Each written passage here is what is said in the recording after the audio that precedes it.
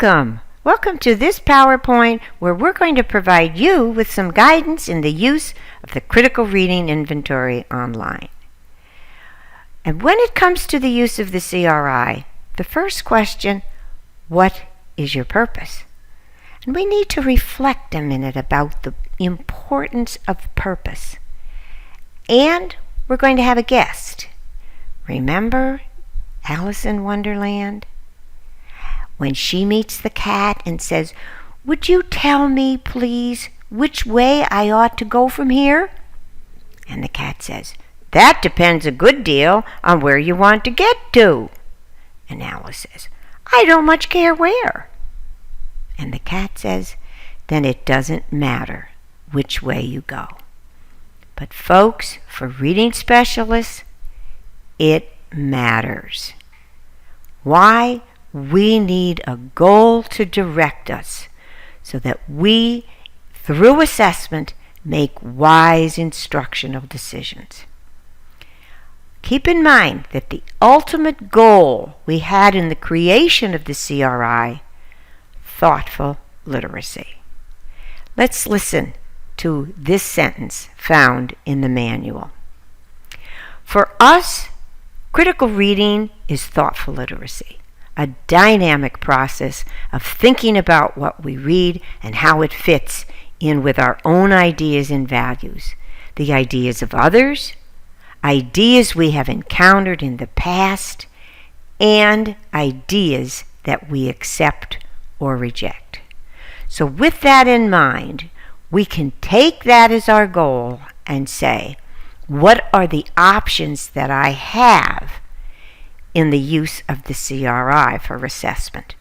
First of all, you can use the inventory for a comprehensive analysis.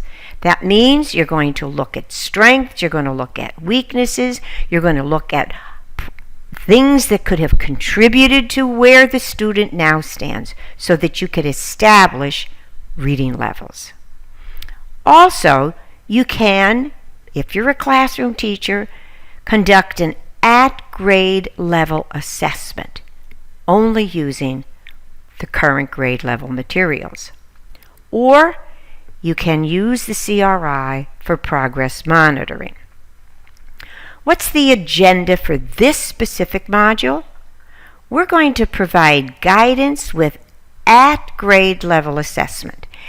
If the teacher wants to know how his or her student will do on an assessment that makes use of higher level thinking, the CRI is your best bet. Now in the future you will see PowerPoints. First of all, one providing guidance with a comprehensive analysis, and one, the use of the CRI for progress monitoring. But now let's look at grade level assessment. What are you going to need? How are you going to do it? First of all, you need the word list only at grade level. Before you administer the measure, you have printed out both the examiner and student forms. You need passages again only at the grade level, one to be used for oral reading and one for silent reading.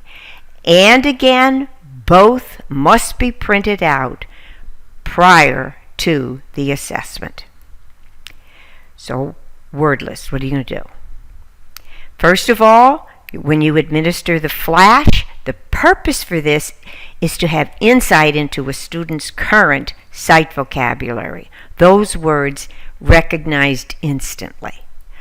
The untimed, that provides you with some idea about the student's word analysis skills. Now, how do you do this? Well, you need to have 2 3x5 cards. And you take your 3x5 cards, both of them, cover the word, in such a way that when you slide the bottom card down, a word shows. You hold that open for a silent count of 101. Close. And what you do is you bring down the top card and it bumps the bottom card. So again, slide the bottom card down, show the word, count 101, bring the top down, and close. If the child is correct, you move to the next word in the flash. You only make use of the untimed presentation when an error was made on the flash. Now, folks, please, if you have any questions whatsoever, there's a video that's included in the Help category on the CRI homepage, the last category on that homepage. Now, oral reading passage. Did you see this? Loud and clear. Record. Record the entire time. Even when silent reading. Why? You can later on, if you need to, measure the time. So, with oral reading, you're going to use the miscue and Alice markings as the child reads. So you have the sheet in front of you, the child's reading, and you are marking on the form, on the examiner form, any and all miscues made by the student. Later, when this is finished, you evaluate the miscues so that you could determine whether the child attempted to make sense. If that's so, then you're going to put a plus in the column on the examiner forms in the line where the miscue happened. If the miscue violated sense, you're going to mark a 0. All right? So, let's see. What would that look like? So here we have one that was done. You'll see here we have a self-correction. Here we have an omission. It made sense. Here we have a substitution. It didn't make sense. Here we have an insertion. So that's what the coding will look like at the end, after you have evaluated the miscue. Move on to oral reading. After the child reads the passage orally, the child's guided to retell the story. After the retelling, the comprehension questions are asked, and in the CRI, we have text-based, higher-level inferences, and critical response questions. What you will do is obtain 2 scores. After the oral reading task, you have what's called a Reading Accuracy Index, RAI. And that score is determined by the inclusion of every single miscue made. However, the Meaning Maintenance Index, MMI, that score reflects only miscues that violated meaning. So MMI can never be lower than RAI. Okay? So, what's the most important thing here? Comprehension scores. Why? What you want to do is you want to contrast oral comprehension score with MMI. RAI and MMI are contextual reading tasks. Often it's determined by the student's fluency level. So if a student has a very high MMI, we're happy as long as that's followed with a high comprehension score. We're going to note the student's performance for all 3 question types. Again, we're happy if the child does well with text-based, but not at the expense of higher level questions. So, what does this look like? You take your examiner's form, you type in the student responses from the recording and notes that you had. All right? So, there is what it will look like when the testing is finished. Silent reading. You're going to repeat the steps, except you won't have an oral reading task. So the child will be reading this time silently. Asked to retell and then answer questions.